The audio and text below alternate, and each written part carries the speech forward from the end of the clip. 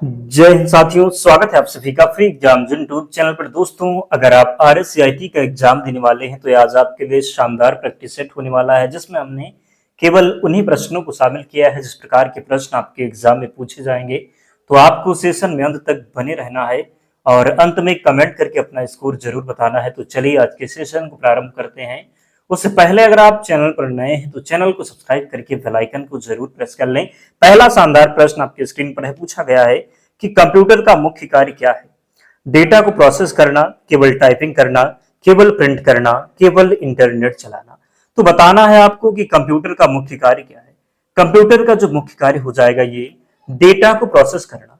Computer का मुख्य कार्य इनपुट डेटा को प्रोसेस करके उपयोगी आउटपुट देना होता है। तो राइट आंसर हो जाएगा डेटा को प्रोसेस करना। याद रखेंगे, गलती नहीं करेंगे। दूसरा प्रश्न है, निम्न में से कौन सा आउटपुट डिवाइस है। कीबोर्ड, माउस, मॉनिटर या फिर स्कैनर। तो आउटपुट डिवाइस पूछा गया है। क्या पूछा गया है? तो आउटपुट डिवाइस। जबकि कीबोर्ड की बात करेंगे, माउस की बात करेंगे, स्कैनर ये इनपुट डिवाइस है। जबकि मॉनिटर जो है ये आउटपुट डिवाइस है। क्या है? तो मॉनिटर जो है ये आउटपुट डिवाइस है। आपको सेशन में अंत तक बने रहना है और अंत में कमेंट करके बता करके ही जाना है कि कितने प्रश्न आपसे सही हुए। प्रश्न है कि कंप्यूटर में सबसे तेज मेमोरी कौन सी होती है। RAM, ROM, cache memory, hard disk. तो बताना है राइट आंसर क्या हो जाएगा। क्या पूछा गया है? कंप्यूटर में सबसे तेज मेमोरी कौन सी होती है। कंप्यूटर में सबसे तेज मेमोरी की बात करेंगे तो ये थर्ड ऑप्शन राइट आंसर हो जाएगा। गलती नहीं करेंगे। चौथा प्रश्न है, विंडोज में किसी फाइल का नाम बदलने के लिए कौन सी कुंजी दबाते हैं। फाइल का नाम बदलने के लिए कौन सी कुंजी दबाते हैं। F2 दबाते हैं। क्या दबाते हैं? तो F2 दबाते हैं। विंडोज में सभी विंडो को मिनिमाइज करने की शॉर्टकट कुंजी क्या है। Windows plus D, control plus D, alt plus D, control plus W. तो विंडोज में सभी विंडो को मिनिमाइज करने की शॉर्टकट कुंजी क्या है? क्या है? तो राइट आंसर हो जाएगा विंडोज प्लस डी। क्या हो जाएगा? तो विंडोज प्लस डी हो जाएगा। MS वर्ड में पूरे दस्तावेज का चयन करने की शॉर्टकट कुंजी क्या है। Control plus A, control plus P, control plus E. तो MS वर्ड में पूरे दस्तावेज का चयन करने यानी सेलेक्ट ऑल करने के लिए शॉर्टकट कुंजी क्या है। क्या है? तो राइट आंसर हो जाएगा कंट्रोल प्लस क्या, तो कंट्रोल प्लस ए हो जाएगा। MS वर्ड में प्रिंट करने की शॉर्टकट कुंजी, तो प्रिंट करने की जो है शॉर्टकट कुंजी ये कंट्रोल प्लस पी होगा। एक्सेल में औसत निकालने के लिए कौन सा फंक्शन प्रयोग होता है। तो आपको पता है औसत निकालने के लिए एवरेज का ही प्रयोग होगा। अगला, एक्सेल में सबसे बड़ा मान निकालने के लिए कौन सा फंक्शन है। तो सबसे बड़ा मान निकालने के लिए मैक्स हो जाएगा। कई बार प्रश्न पूछा गया है। पावर पॉइंट में स्लाइड शो शुरू करने के लिए कौन सी कुंजी दबाई जाती है। F5, F2, F8, F10। तो पावर पॉइंट में स्लाइड शो शुरू करने के लिए कौन सी कुंजी दबाई जाती है। तो स्लाइड शो शुरू करने के लिए F5 दबाया जाता है। क्या दबाया जाता है? तो F5 हो जाएगा राइट आंसर। इंटरनेट पर फाइल डाउनलोड करने का अर्थ क्या है। फाइल को इंटरनेट पर भेजना, इंटरनेट से अपनी डिवाइस में लाना, फाइल हटाना, फाइल प्रिंट करना।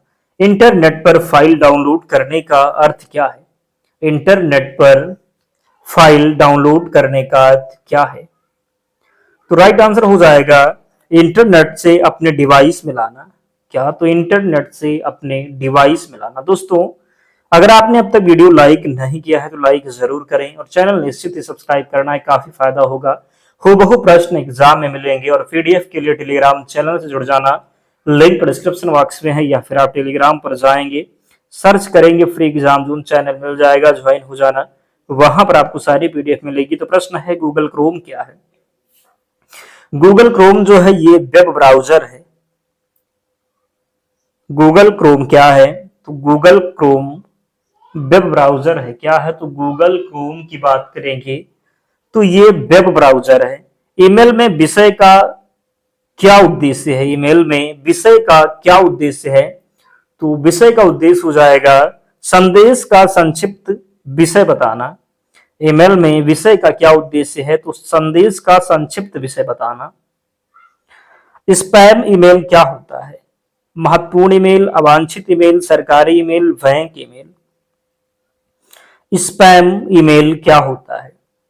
स्पैम ईमेल की बात करेंगे तो ये क्या हो जाएगा? स्पैम ईमेल अवांछित ईमेल। क्या? तो स्पैम ईमेल अवांछित ईमेल हो जाएगा। अवांछित ईमेल की बात होगी तो ईमेल वह अनचाहे संदेश होते हैं, स्पैम ईमेल वह अनचाहे संदेश होते हैं जो अक्सर विज्ञापन या धोखाधड़ी के उद्देश्य से भेजे जाते हैं। अगला है प्रश्न है कि साइबर बुलिंग क्या है?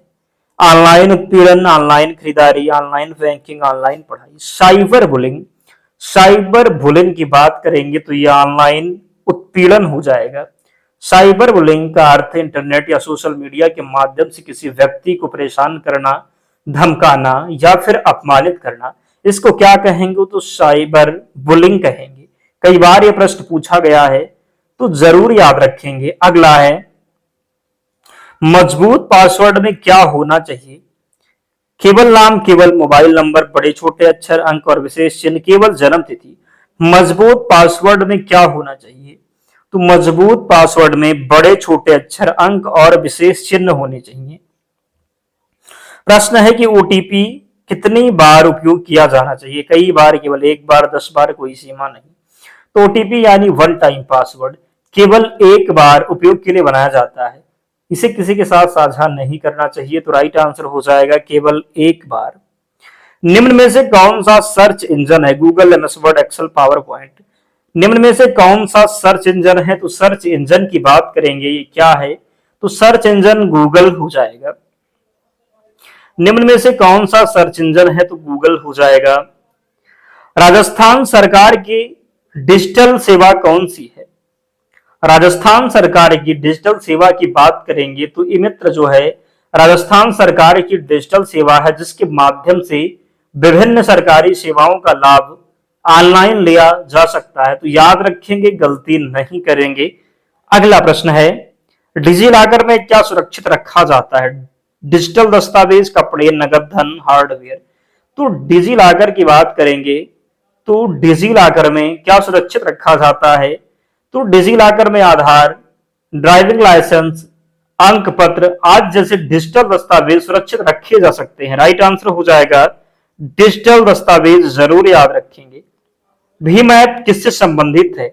वीडियो एडिटिंग, डिजिटल भुगतान, gaming, photo editing. Bhim app किससे संबंधित है? भीम ऐप की बात करेंगे तो ये डिजिटल भुगतान से संबंधित है। किससे? तो भीम ऐप डिजिटल भुगतान से संबंधित है, जरूर याद करेंगे, गलती नहीं करेंगे। क्यूआर कोड का उपयोग मुख्य रूप से किस लिए किया जाता है? डिजिटल भुगतान और जानकारी साझा करने के लिए, टाइपिंग करने के लिए, प्रिंटिंग करने के लिए, स्कैनिंग मशीन बनाने के लिए। तो क्यूआर कोड का उपयोग मुख्य रूप से किस लिए किया जाता है? क्यूआर कोड का जो उपयोग किया जाता है डिजिटल भुगतान और जानकारी साझा करने के लिए। फिशिंग अटैक का उद्देश्य क्या होता है? जानकारी चुराना, प्रिंट करना, इंटरनेट तेज करना, बैटरी चार्ज करना। फिशिंग अटैक जानकारी चुराना हो जाएगा। फिशिंग अटैक का उद्देश्य क्या है? जानकारी चुराना। एंटीवायरस का मुख्य कार्य क्या है? वायरस सुरक्षा, इंटरनेट चलाना, फाइल प्रिंट करना, गेम खेलना। एंटीवायरस का मुख्य कार्य क्या है? तो एंटीवायरस का मुख्य कार्य हो जाएगा वायरस सुरक्षा। क्या? तो एंटीवायरस का मुख्य कार्य वायरस सुरक्षा हो जाएगा। निम्न में से कौन सा क्लाउड स्टोरेज प्लेटफॉर्म है? Google Drive, Notepad, Paint, VLC. निम्न में से कौन सा क्लाउड स्टोरेज प्लेटफॉर्म है? क्लाउड स्टोरेज की बात करेंगे तो ये गूगल ड्राइव है। क्या है? तो गूगल ड्राइव हो जाएगा। निम्न में से कौन सा क्लाउड स्टोरेज प्लेटफॉर्म है? तो गूगल ड्राइव होगा। पीडीएफ का उपयोग क्यों किया जाता है? सभी डिवाइस पर समान रूप से दस्तावेज देखने के लिए, केवल गेम खेलने, वीडियो रिकॉर्डिंग के लिए, वायरस हटाने के लिए। तो पीडीएफ का उपयोग क्यों किया जाता है? पीडीएफ का जो उपयोग किया जाता है सभी डिवाइस पर समान रूप से दस्तावेज देखने के लिए।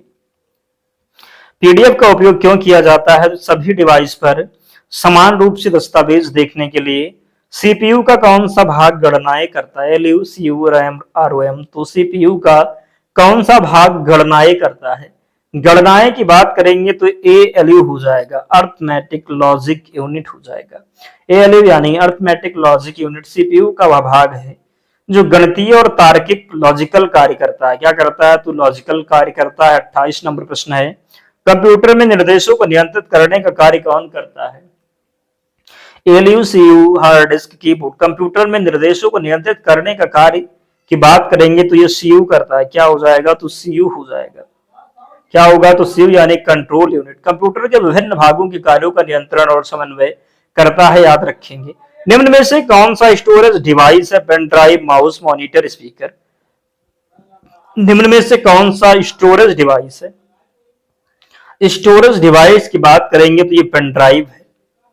क्या है? तो पेन ड्राइव। पेन ड्राइव एक पोर्टेबल स्टोरेज डिवाइस है जिसका उपयोग डेटा को सुरक्षित रखने और स्थानांतरित करने के लिए किया जाता है। निम्न में से कौन सा इनपुट डिवाइस नहीं है? Keyboard, mouse, scanner, printer. Input device नहीं है। क्या पूछा गया है? तो निम्न में से कौन सा इनपुट डिवाइस नहीं है? प्रिंटर एक आउटपुट डिवाइस, इसलिए इसे इनपुट डिवाइस नहीं है। तो प्रिंटर जो है ये आउटपुट है, बाकी कीबोर्ड, माउस, स्कैनर ये सभी इनपुट है। प्रिंटर जो है ये आउटपुट डिवाइस हो जाएगा। अगला है, कंप्यूटर को वायरस से बचाने के लिए क्या करना चाहिए? केवल विश्वसनीय सॉफ्टवेयर डाउनलोड करना, किसी भी लिंक पर क्लिक करना, पासवर्ड साझा करना, एंटीवायरस हटाना। तो कंप्यूटर को वायरस से बचाने के लिए क्या करना चाहिए? कंप्यूटर को वायरस से बचाने के लिए क्या करना चाहिए? तो केवल भरोसेमंद यानी ट्रस्टेड वेबसाइटों से ही सॉफ्टवेयर डाउनलोड करना चाहिए। साथ ही एंटीवायरस को अपडेट रखना और संदिग्ध लिंक पर क्लिक करने से बचना चाहिए। तो राइट आंसर हो जाएगा केवल विश्वसनीय सॉफ्टवेयर डाउनलोड करना। यूपीआई का उपयोग किस लिए किया जाता है? ऑनलाइन भुगतान, वीडियो बनाना, प्रिंटिंग कराना, फोटो एडिट करना। यूपीआई का उपयोग किस लिए किया जाता है? यूपीआई का उपयोग किया जाता है ऑनलाइन भुगतान। यूपीआई का प्लेटफॉर्म यूनिफाइड पेमेंट इंटरफेस हो जाएगा। तो यूनिफाइड पेमेंट इंटरफेस का उपयोग मोबाइल के माध्यम से तुरंत और सुरक्षित ऑनलाइन भुगतान करने के लिए किया जाता है। तो राइट आंसर हो जाएगा ऑनलाइन भुगतान।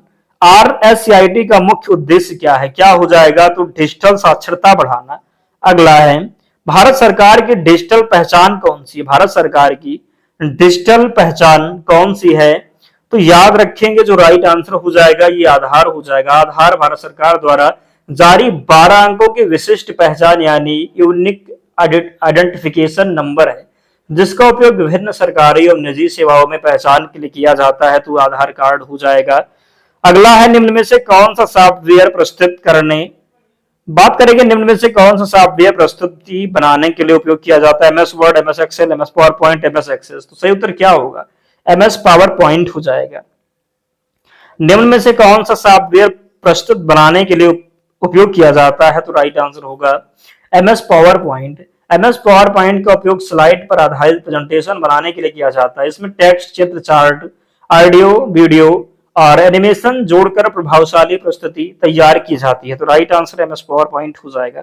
35 प्रश्न थे, कमेंट कीजिए, बताइए कि 35 प्रश्नों में आपका स्कोर क्या रहा, कितने प्रश्न आप सही कर पाए, जरूर कमेंट करके बताएं। और इसकी पीडीएफ के लिए टेलीग्राम चैनल से जुड़ जाना, लिंक डिस्क्रिप्शन बॉक्स में है, या फिर आप टेलीग्राम पर जाएंगे और सर्च करेंगे फ्री एग्जाम जोन, आपको चैनल मिल जाएगा, ज्वाइन हो जाना, वहां पर आपको सारी पीडीएफ मिल जाएगी। तो मिलते हैं नेक्स्ट वीडियो में, तब तक पढ़ते रहिए, ध्यान रखिए अपना, स्वस्थ और सुरक्षित रहिए। जय हिंद।